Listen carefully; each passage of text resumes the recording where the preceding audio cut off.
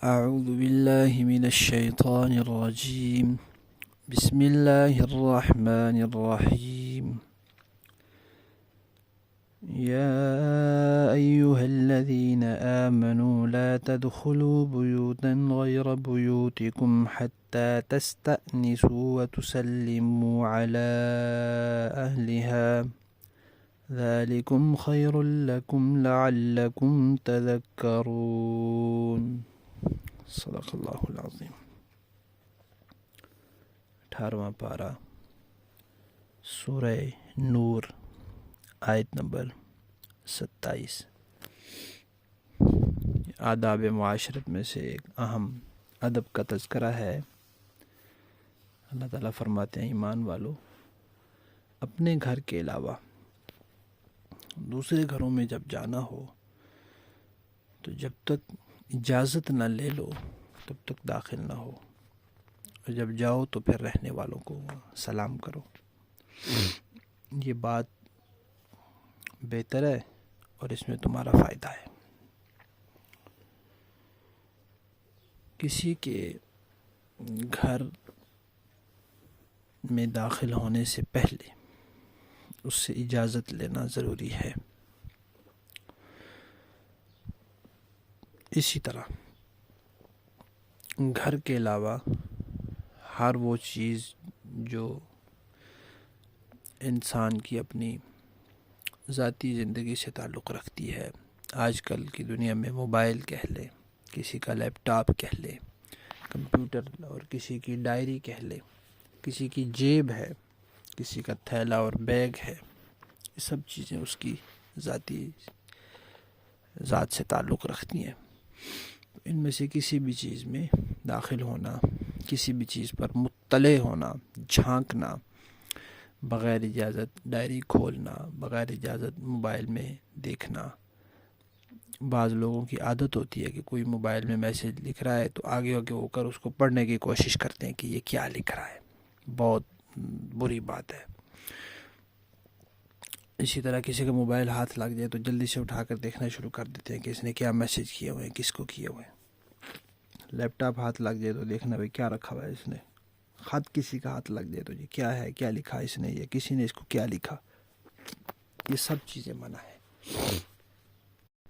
البتہ والدین اولاد کی نگرانی اور تربیت کے لیے، استاد شاگردوں کی نگرانی اور تربیت کے لیے، خاوند اپنی بیوی کے لیے، اور یا گھر کا سربراہ گھر کے افراد کی نگرانی اور تربیت کے لیے، یا کوئی ادارہ ہے اس ادارے کا سربراہ اس ادارے کے اپنے ماتحت لوگوں کی نگرانی اور تربیت کے لیے، یا حاکم وقت ہے وہ اپنی رعایا کی تربیت، نگرانی یا چھان بین کے لیے دیکھتا ہے تو اس کے لیے ان خاص مقاصد کے تحت اتنی حد تک اجازت ہو سکتی ہے، اس سے زیادہ نہیں۔ لہذا ہمیں چاہیے کہ ہم یہ عزم کر لیں کہ آئندہ کسی کی کوئی چیز بغیر اجازت اس کو ہم نہیں دیکھیں گے، ایسی چیزیں جو ذاتیات سے تعلق رکھتی ہیں۔ بسم اللہ الرحمن الرحیم، نحمدہ ونصلی علی رسولہ الکریم، اما بعد۔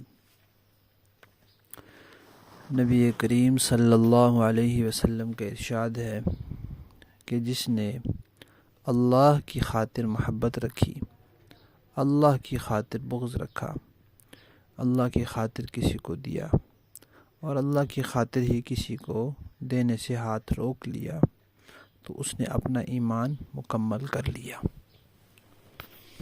اس حدیث شریف میں محبت کے ساتھ نفرت اور بغض کا تذکرہ بھی ہے، دینے سے ہاتھ روکنے کا تذکرہ بھی ہے۔ تو اس سے معلوم ہوا کہ جیسے اللہ کی خاطر محبت رکھنا ضروری اور لازمی چیز ہے، ایسے اللہ کی خاطر اللہ کے دشمنوں سے بغض رکھنا بھی ضروری اور لازمی چیز ہے۔ جیسے اللہ کی مخلوق میں جو اللہ کی مان کر چلنے والے ہیں ان سے محبت رکھنا یہ ایمان کو کامل کرتا ہے، ایسے ہی اللہ کی مخلوق میں جو اللہ کے دشمن ہیں ان سے بغض رکھنا ایمان کو کامل کرتا ہے۔ صرف محبت رکھ لی جن سے محبت رکھنی چاہیے، اور بغض نہیں رکھا تب بھی ایمان کامل نہیں ہوا، اور جن سے بغض رکھنا چاہیے ان سے بغض رکھ لیا لیکن جن سے محبت رکھنی چاہیے ان سے محبت نہیں رکھی تو ایمان کامل نہیں ہوا۔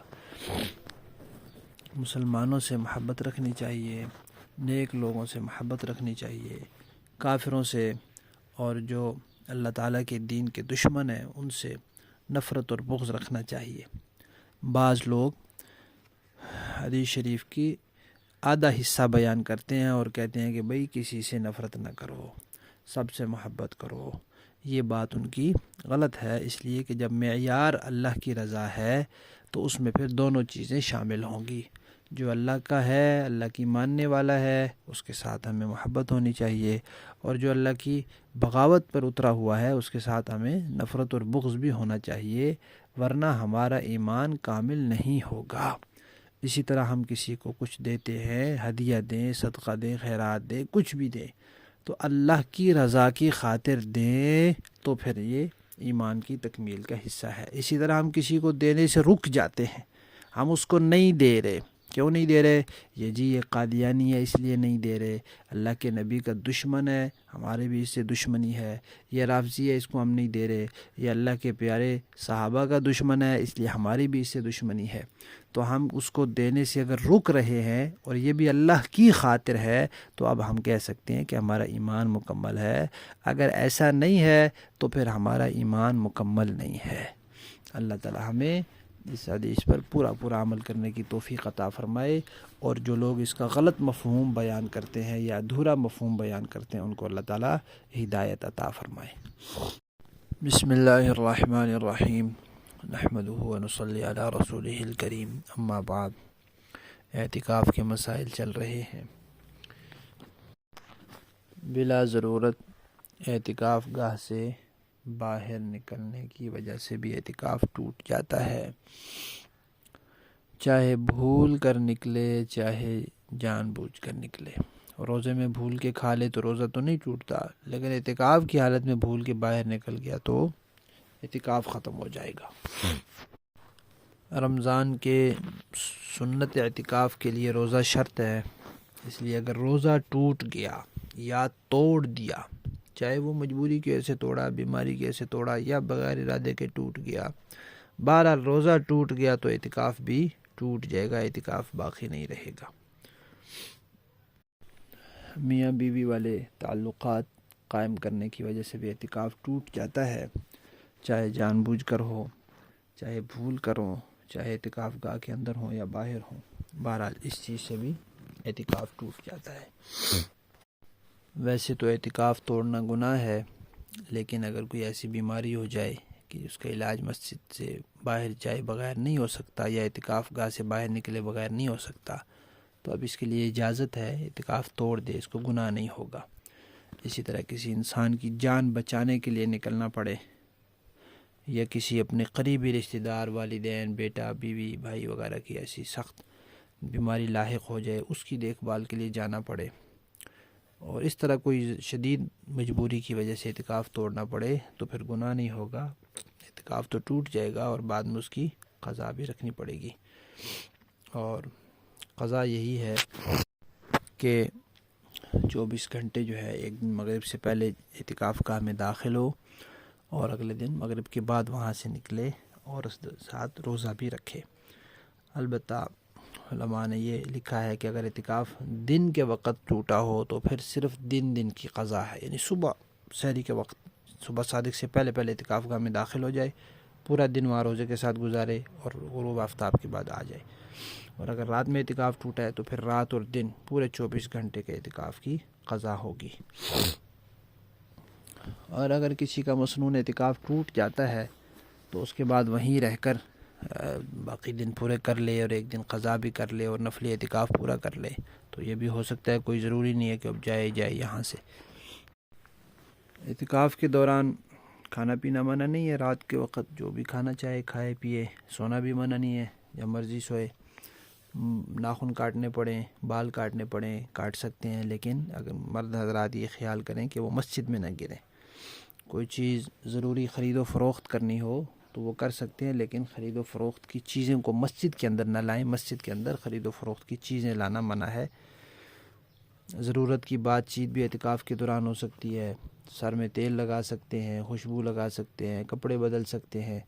کوئی ڈاکٹر صاحب اعتکاف بیٹھے ہیں، وہ کسی مریض کا معائنہ کرنا چاہیں کر سکتے ہیں. قرآن پاک پڑھ سکتے ہیں، دینی تعلیم کی کتابیں پڑھ سکتے ہیں. اور مسجد کے اندر رہتے ہوئے برتن صاف کر سکتے ہیں. دھونے کی ضرورت پیش ہے تو مسجد کے اندر، خود مسجد سے باہر نہ نکلیں، خود اندر کھڑے ہوں اور دھوئیں، اس طرح کے پانی باہر گرے تو اس کی بھی اجازت ہے. نکاح کسی کا پڑھانا پڑے تو وہ اپنا نکاح کروانا ہو تو اس کی بھی اجازت ہے. اور یہ مسئلہ پہلے گزرا ہے کہ مسجد کے اندر ہوا خارج کرنا منع ہے، تو اس کے لیے اگر مسجد سے باہر جائے تو اس کی اجازت ہے. خواتین کو باہر جانے کی ضرورت نہیں، کیونکہ ان کی جو جگہ ہے اعتکاف کا وہ شرعی مسجد نہیں ہے. لیکن اگر کوئی اعتکاف والا مسجد سے باہر نہیں جاتا اور وہیں ہوا خارج کرتا ہے تو اعتکاف کی وجہ سے اس کے لیے اس کی بھی گنجائش ہے.